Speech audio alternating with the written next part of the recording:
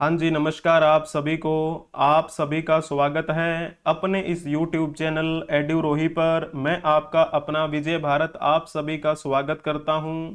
Current affairs series के अंतर्गत चलने वाली कक्षाएं आप सभी को सुबह 6 बजे प्रोवाइड करवा दी जाती हैं अपने इस YouTube चैनल एड्यूरोही ऑफिशियल पर। आज 26 जुलाई के दिन आप सभी का स्वागत है इस कक्षा में। Current affairs analysis with MCQs, कुछ महत्वपूर्ण करंट अफेयर्स को हम कवर करेंगे, उनकी एनालिसिस करते हुए आपसे मल्टीपल चॉइस क्वेश्चन भी पूछेंगे। ऐसे मल्टीपल चॉइस क्वेश्चन जो पहले कभी एग्जाम्स में पूछे गए हैं या फिर पूछे जाने की संभावनाएं हैं। ये जो करंट अफेयर्स की न्यूज़ है वो हम द हिंदू न्यूज़पेपर से उठाते हैं या फिर प्रेस इंफॉर्मेशन ब्यूरो के द्वारा जो ऑफिशियली पब्लिश की जाती है वो न्यूज़ हम उठाते हैं। ये आपकी कक्षा मंडे टू फ्राइडे रहती है, सैटरडे और संडे की आपकी छुट्टी रहती है।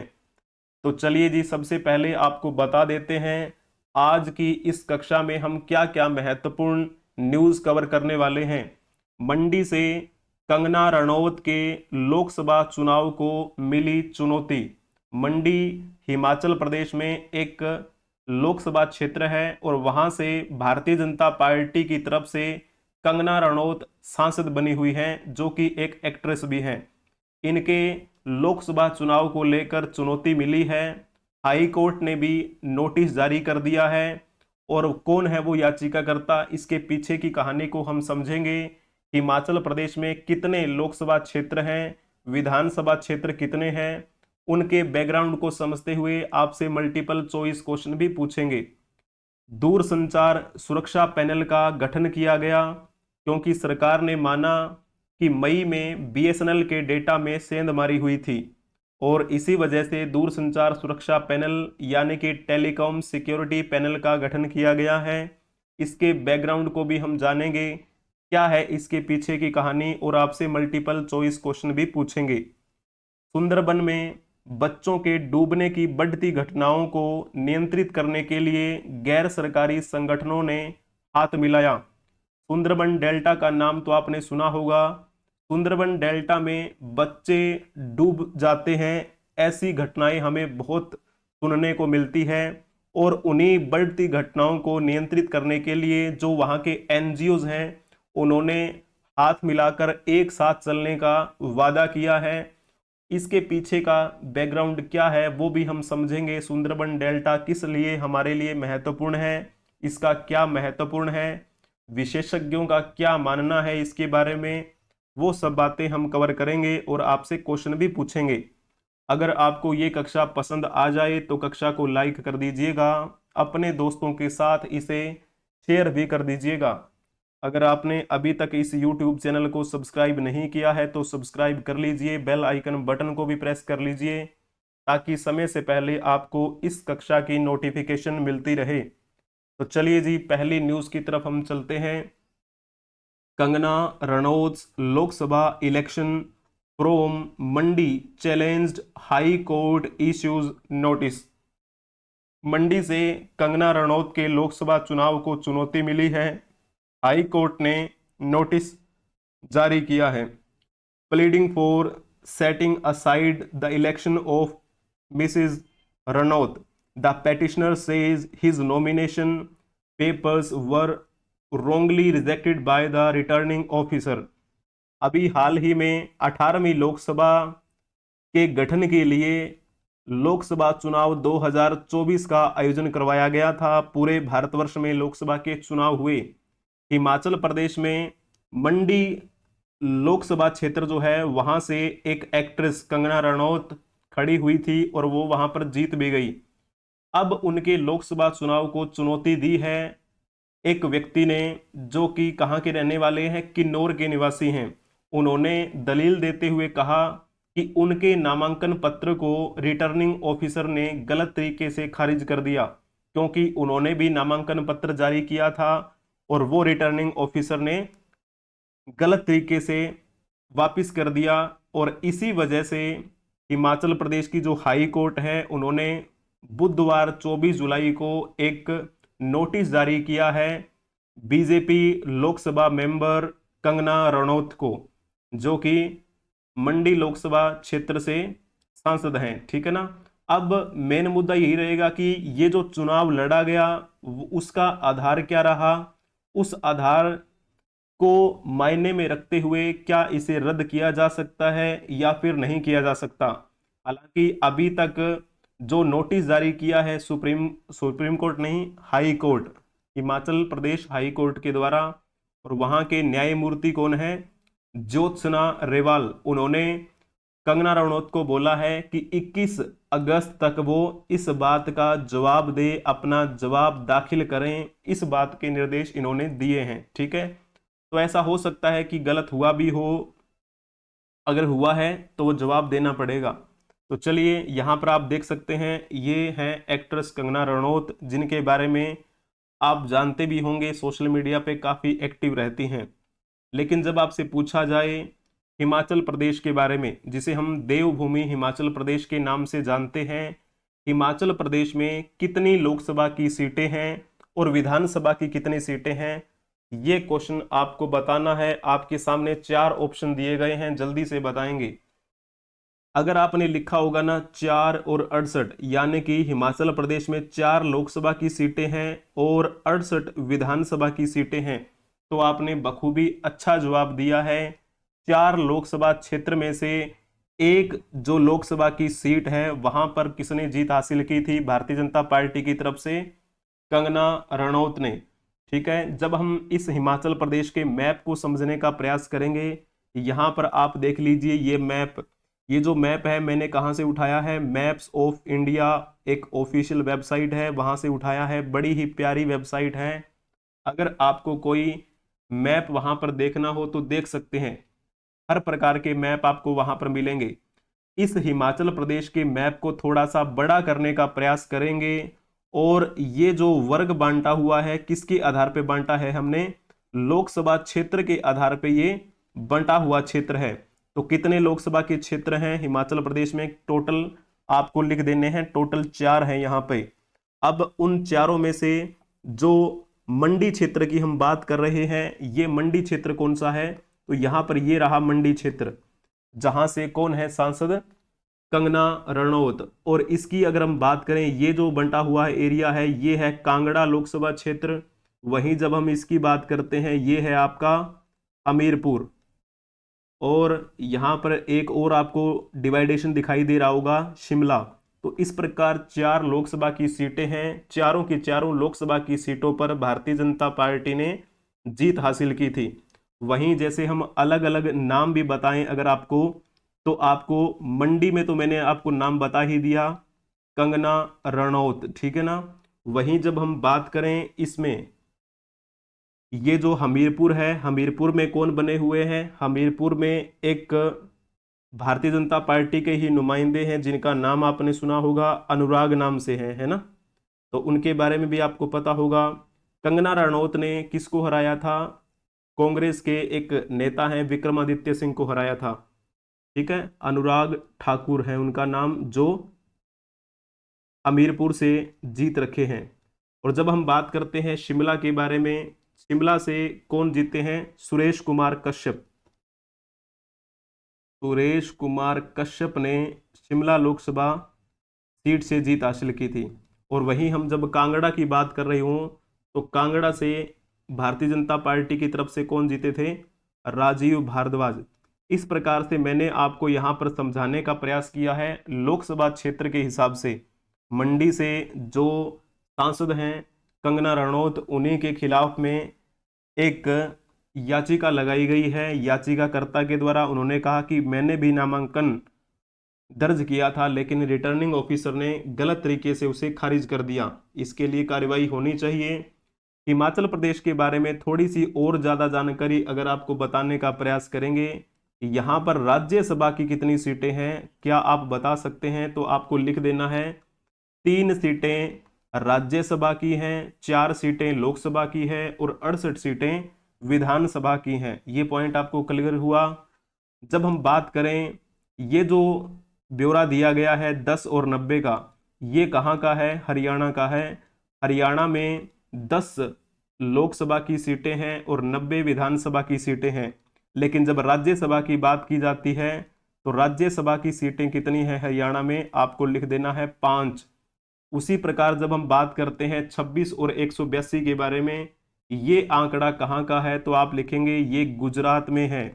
गुजरात की लोकसभा की सीटें कितनी है 26, और वहां पर विधानसभा की सीटें कितनी है 182। लेकिन जब हम बात करें गुजरात में राज्यसभा की कितनी सीटें हैं, तो आपको लिख देना है 11 सीटें हैं। उसी प्रकार ये जो 48 और 288 लिखा हुआ है, ये कहाँ का है, तो आप लिखेंगे ये महाराष्ट्र में है। महाराष्ट्र में लोकसभा की सीटें 48 हैं और विधानसभा की सीटें 288 हैं। लेकिन जब हम बात करें राज्यसभा की सीटें कितनी हैं महाराष्ट्र में, तो आपको लिख देना है 19। ठीक है, तो इस प्रकार आपको ये बातें ध्यान में रखनी है। एक्सप्लेनेशन मैंने आपको दे दी है। हिमाचल प्रदेश में अभी सीएम कौन बने हुए हैं, उनके बारे में आपको पता होना चाहिए। सिद्धू जी है ना, सुखबीर सिंह सिद्धू है क्या, बताइए कमेंट में इसका जवाब। महाराष्ट्र के कौन है, तो महाराष्ट्र में है एकनाथ शिंदे। गुजरात में कौन है, भूपेंद्र पटेल। हरियाणा में है नायब सिंह सैनी।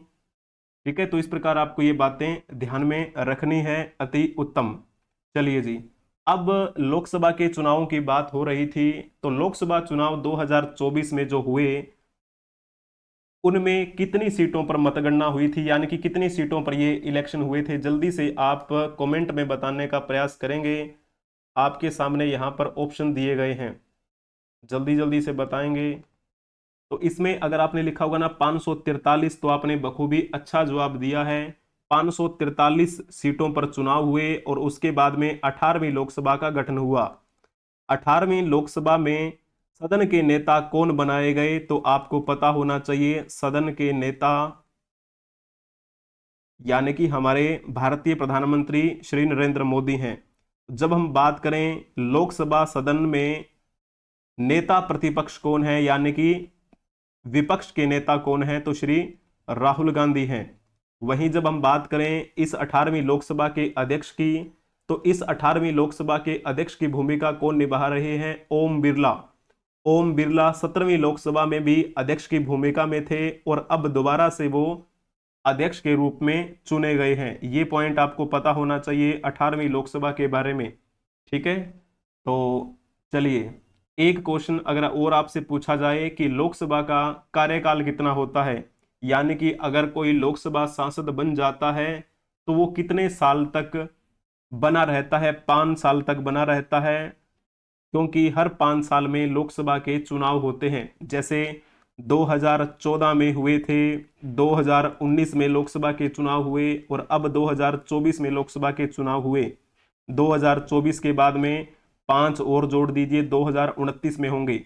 और ये जो 3 प्लान चले आ रहे हैं 2014, 2019, 2024, इसमें हमारे प्रधानमंत्री कौन बनते चले आ रहे हैं, नरेंद्र मोदी बनने जा रहे हैं। ठीक है, नरेंद्र मोदी 3 बार लगातार एज ए पीएम शपथ ले चुके हैं। ठीक है ना, तो 16वीं लोकसभा, 17वीं लोकसभा और 18वीं लोकसभा में सदन के नेता कौन बने, हमारे भारतीय प्रधानमंत्री श्री नरेंद्र मोदी। इस प्रकार आपको ये बातें ध्यान में रखनी है। चलिए जी, अब हम चलते हैं नेक्स्ट न्यूज की तरफ। Government admits BSNL data breached in May forms telecom security panel. Government ने एडमिट किया है, उन्होंने माना है कि मई में BSNL का डाटा जो था वो ब्रीच्ड हुआ था, यानी कि इनके डाटा में सेंधमारी हुई थी और इसी वजह से दूरसंचार सुरक्षा पैनल का गठन किया गया है। Report in June by the London headquartered Athenian tech said that the leak included critical data that could be used by attackers to clone SIM cards and disrupt services. जून में लंदन में एक स्थित एथेनियन टेक की report में कहा गया है कि लीक में ऐसा महत्वपूर्ण डाटा शामिल था जिसका उपयोग हमलावरों के द्वारा सिम कार्ड को क्लोन करने के लिए प्रयोग किया जा सकता था या फिर सेवाएं जो हैं उनको बाधित करने के लिए प्रयोग में लाया जा सकता था। तो ये बहुत बड़ी बात है। अभी जरूरत है कि BSNL के लिए कुछ बेहतरीन होना चाहिए।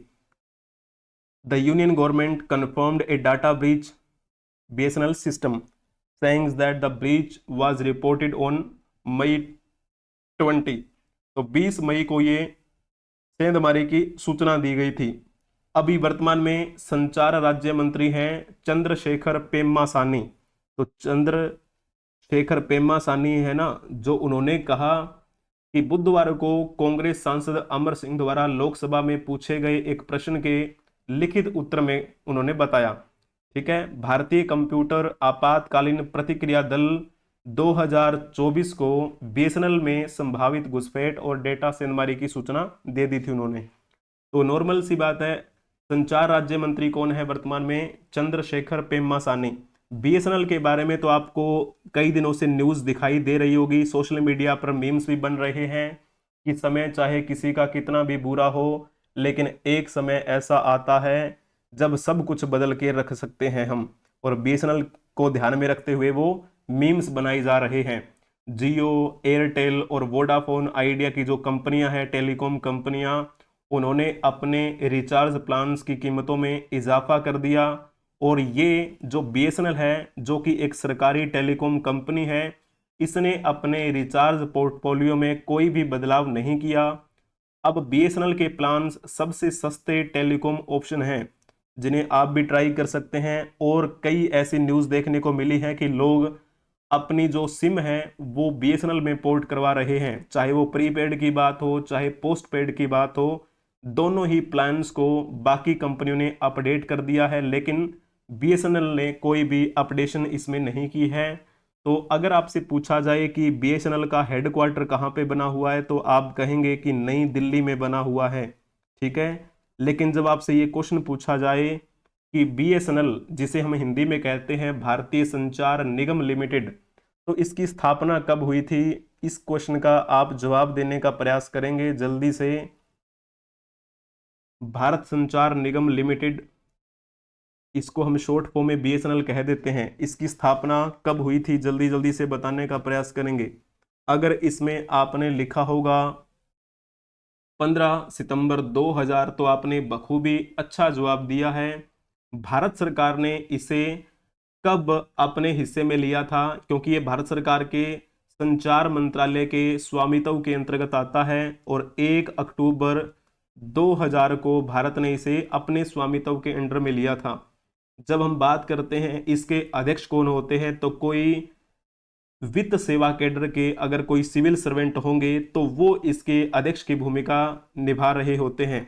और ये पूरे भारतवर्ष में राष्ट्रव्यापी दूरसंचारी नेटवर्क है, जिसके बारे में आपको पता होगा। कुछ समय पहले घर पे वो टेलीफोन लगा करते थे और वो बीएसएनएल के ही होते थे। ठीक है ना, तो वो अभी आपको पता ही होगा। बाकी ऑप्शंस के बारे में बातचीत कर लेते हैं। 7 जुलाई 1995, तो 7 जुलाई 1995 को आपको पता है किसकी स्थापना हुई थी? भारती एयरटेल की स्थापना हुई थी। ठीक है ना, 7 जुलाई 1995।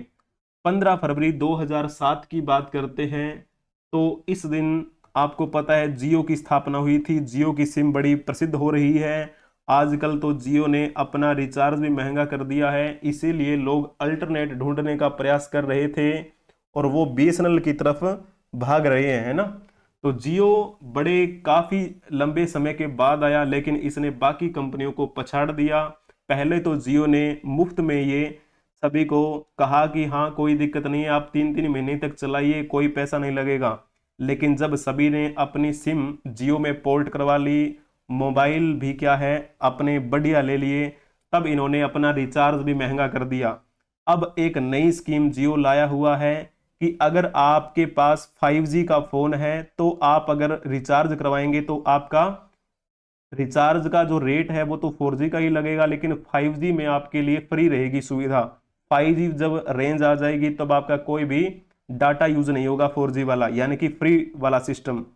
अब कहने का भाव क्या है, लोगों को ये लगेगा कि हाँ जी 5G फ्री में मिल रहा है, लोग 5G के जब फोन खरीद लेंगे सभी, तब जियो कहेंगे कि हम 5G के जो रेट है वो बढ़ा रहे हैं। तो यही है एक आप कह सकते हैं असली व्यापार।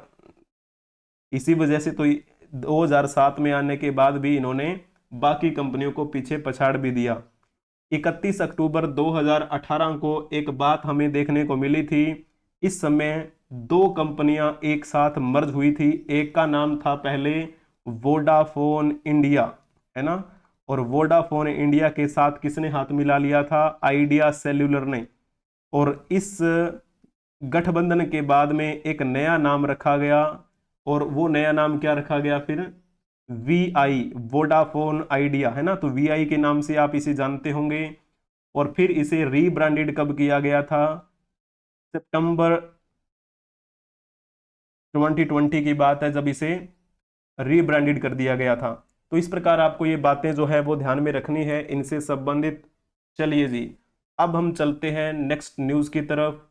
NGOs join hands to help control high number of child drowning in the Sundarbans. तो सुंदरबन में जो बच्चों के डूबने की खबरें आती है, उनके डूबने की बढ़ती हुई घटनाओं को नियंत्रित करने के लिए गैर सरकारी संगठनों ने हाथ मिलाया। विशेषज्ञों का मानना है कि विश्व डूबने की रोकथाम दिवस पर नदी के डेल्टा क्षेत्र में इस मुद्दे को संबोधित करते हुए उन्होंने कहा कि ये जो डूबने की समस्या है इसे रोका जा सकता है, ठीक है ना। तो इसी वजह से जो बाकी एक दिवस मनाया जाता है, वर्ल्ड ड्रोनिंग प्रिवेंटेशन दिवस। आप ये बताइए ये किस दिन मनाया जाता है? हर साल मनाया जाता है, ताकि ये जो डूबने की समस्या है इसे दूर करने का प्रयास किया जा सके, लोगों को जागरूक किया जा सके। लोगों को जागरूक किस प्रकार से करेंगे हम? लोगों को ये कहेंगे कि जब आपके बच्चे छोटे होते हैं तो उनको क्या करवानी चाहिए? स्विमिंग करवानी चाहिए, क्योंकि माँ बाप इस डर में रह जाते हैं कि उनका बच्चा कहीं डूब ना जाए, उन्हें स्विमिंग नहीं सिखाते, पानी से इतना दूर रखते हैं। कभी ऐसा आ जाए, है ना, कुछ ऐसी परिस्थितियां आ जाए कि पानी में वो बच्चा घिर जाए, उसने कभी स्विमिंग सीखी ही नहीं, तो जाहिर सी बात है वो मर ही जाएगा उसमें। तो इसी वजह से ये एक जागरूकता फैलाने का प्रयास किया जाता है वर्ल्ड ड्रोनिंग प्रिवेंटेशन डे पर, ठीक है। तो इस पर लोगों को ये समझना चाहिए, माता पिता को ये समझना चाहिए कि बच्चों को हमें स्विमिंग सिखानी चाहिए। हालांकि ये जो NGOs काम कर रहे हैं ये इसी के तहत काम करेंगे, बच्चों को तैराकी सिखाएंगे और डूबने जैसी प्रतिकूल परिस्थितियों में किस प्रकार से बचा जा सकता है इसके लिए भी प्रयास करेंगे।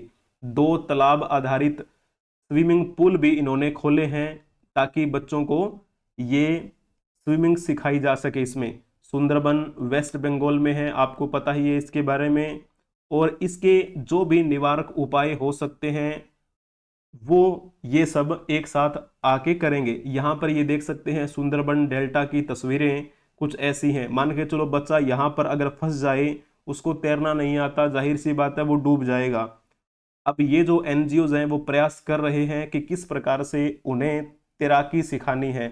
यहाँ पर देखिए दलदल का क्षेत्र भी होता है, बच्चों के एक बार पैर फंस जाएं तो वो कैसे बच पाएंगे। तो वो सारी जो टेक्निक है बच्चों को सिखाई जाएंगी इनके माध्यम से। ये एक बड़ा ही अच्छा प्रयास किया गया है इन NGOs के द्वारा। ये आपको एक महिला दिखाई दे रही होगी, इसने अपने हाथ को नीचे किया है।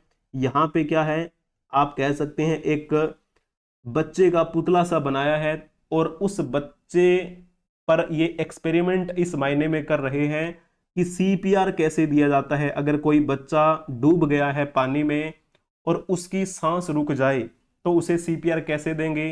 तो महिलाओं को ये प्रशिक्षण दिया जाता है कि अगर ऐसा घटनाक्रम आपके आसपास कहीं हो और बच्चा आपको ऐसा लगे कि डूब गया, उसकी सांसें रुक गई हैं, तो उसे जल्दी से जल्दी CPR देने की आवश्यकता है, जिससे पानी बाहर आ जाए और बच्चा बच भी सकता है।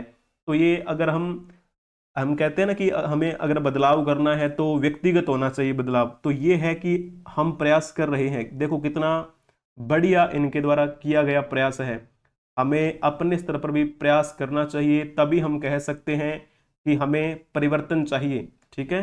तो इस प्रकार ये कुछ बातें हैं जो आपको ध्यान में रखनी है। अब इसी सुंदरबन डेल्टा के बारे में एक क्वेश्चन जो आपको बताना है, निम्नलिखित में से कौन सी नदियां सुंदरबन डेल्टा बनाती हैं? तो ये क्वेश्चन बड़ा ही प्यारा क्वेश्चन है आपके लिए, जल्दी जल्दी से बताने का प्रयास करेंगे इसमें। सुंदरबन डेल्टा बनाने वाली नदियां अगर आपने लिखा होगा ना गंगा और ब्रह्मपुत्र, तो आपने बखूबी अच्छा जवाब दिया है। सुंदरवन पश्चिम बंगाल के उत्तर और दक्षिणी 24 परगना जिलों में फैला हुआ है। यहाँ पर आपको मैंग्रोव वन भी दिखाई देगा। दुनिया के सबसे बड़े मैंग्रोव जंगलों में से एक माना जाता है ये। और बंगाल की खाड़ी पर गंगा, ब्रह्मपुत्र और मेघना नदियों के डेल्टा पर यह स्थित है। और ये क्षेत्र कुहासे से ढका हुआ है। यहाँ पर कई प्रकार की वनस्पतियां पाई जाती है, कई प्रकार के जीवों का ये प्राकृतिक आवास है। सुंदरवन को क्यों हम जानते हैं, किस मायने में जानते हैं, तो यहाँ पर आपको कौन से टाइगर दिखाई देते हैं? Royal Bengal tiger. तो ये जो क्वेश्चन है कई बार पूछा जा सकता है कि रॉयल बंगाल टाइगर के लिए कौन सी जगह प्रसिद्ध है, तो आपको यही क्षेत्र का नाम लिख देना है। तो इसका सबसे बड़ा संरक्षित क्षेत्र है ये। दुनिया का सबसे बड़ा बाघ यहाँ पर पाया जाता है। दुनिया का एकमात्र नदी डेल्टा है जहां पर बाघ पाए जाते हैं। तकरीबन तकरीबन आप ये कह सकते हैं 2500 के आसपास यहाँ पर अलग अलग प्रजातियों के जीव जंतु पाए जाते हैं। ठीक है, जिनमें से लगभग आप कह सकते हैं 250 प्लस प्रजातियों के पक्षी आपको यहाँ पर मिल जाएंगे। मगरमच्छ आपको यहाँ पर मिल जाएंगे। भारतीय अजगर आपको यहाँ पर मिल जाएंगे। ये यूनेस्को की विश्व धरोहर स्थल भी घोषित किया गया है यूनेस्को के द्वारा। यूनेस्को की फुल फॉर्म क्या होती है? United Nation Educational Scientific Cultural Organization. Hindi में से कहें संयुक्त राष्ट्र शैक्षणिक वैज्ञानिक सांस्कृतिक संगठन। ठीक है ना। इस यूनेस्को के द्वारा इसे कब घोषित किया गया था? विश्व विरासत स्थल 1987 की बात है, जब इसे सांस्कृतिक यूनेस्को विश्व विरासत स्थल के रूप में मान्यता दी गई थी। ठीक है, तो ये पॉइंट आपको पता होना चाहिए। सुंदरवन डेल्टा, सुंदर यानी कि सुंदरी, और इसका जो नाम लिया गया है वो कहां से लिया गया है? हेरिटिएरा, हेरिटिएरा फॉर्म से लिया गया है इसका नाम, जो बड़े मैंग्रोव पेड़ों का एक नाम है जो इस क्षेत्र में सबसे अधिक मात्रा में पाए जाते हैं। इसी वजह से इसका नाम रखा गया है सुंदरवन क्षेत्र। ठीक है, सुंदरवन डेल्टा। यहां पर आप मैप के माध्यम से समझने का प्रयास कर सकते हैं। एक ये रिसर्च पेपर का फोटो है। रिसर्च पेपर एक वेबसाइट है रिसर्च पेपर की। वहां पर आपको कई रिसर्च पेपर मिल जाएंगे जहां पर अलग अलग शोधार्थी वहां पर रिसर्च पेपर अपलोड करते हैं। रिसर्च गेट नाम से एक ऑफिशियल वेबसाइट है, और वहीं पर एक ये जो फोटो है उन्होंने अपलोड की हुई थी अपने पब्लिकेशन की। ठीक है, तो इसके बारे में थोड़ा सा आप पढ़ सकते हैं। सुंदरवन बंगाल की खाड़ी क्षेत्र में निचले द्वीपों का एक समूह है जो आपको यहाँ पर दिखाई दे रहा होगा। ये ग्रीन कलर में है ना। तो ये क्या है ग्रीन कलर में? ये है मैंग्रोवन जिनकी हम बात कर रहे हैं, मैंग्रोवन। ठीक है ना। और ये जो है ये ब्राउन कलर में जो आपको दिखाई दे रहा है ये कौन सा है? Reclaimed areas. और यहाँ पर एक लाइन जो आपको दिखाई दे रही है इसका नाम भी इन्होंने यहाँ पर लिखा है। इंटरनेशनल बाउंड्री कौन सी है? ये जो रेड कलर में आपको दिखाई दे रही होगी ना, ये देखो मैंने यहाँ पर बनाई है। ये है इंटरनेशनल बाउंड्री जो हमारे भारत और बांग्लादेश के बीच में स्थित है। ये बड़ा ही प्राकृतिक सौंदर्य से परिपूर्ण है, और यहाँ पर रॉयल बंगाल टाइगर जो है बड़े मुख्यतः रूप से पाए जाते हैं। इसका महत्व क्या है?